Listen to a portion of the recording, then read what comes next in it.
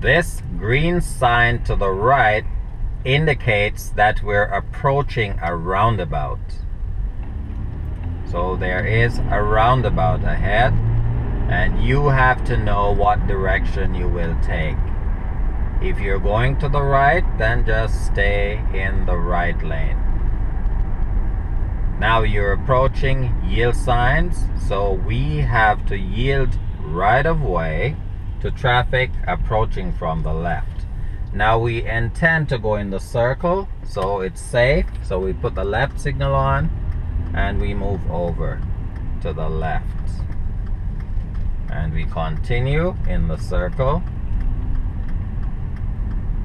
But now we intend to go straight ahead. So there we go. Very unusual sign, but nevertheless, you have to know how to deal with it when you come across one.